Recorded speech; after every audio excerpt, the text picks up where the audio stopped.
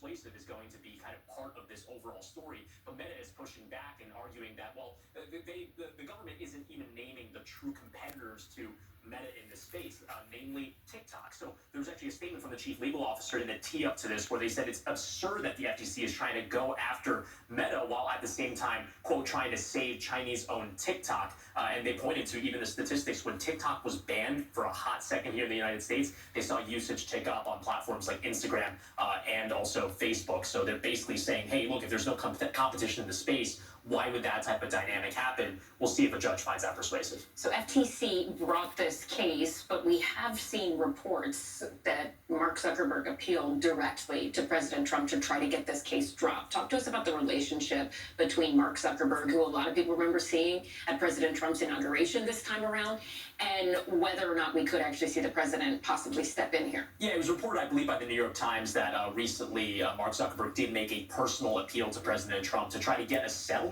because, you know, this case has been floating around for a few years, actually tracing back to 2020 during Trump's first administration. But he maybe tried to ask the president, hey, is there a way that we can kind of make this go away? We can pay something and then, you know, we won't have to deal with the court proceedings. Clearly not the case, but as you mentioned, Mark Zuckerberg was seen at the White House and also at inauguration, so you can imagine that was probably likely part of those conversations. All right, Brian Cheung, thank you. We appreciate it.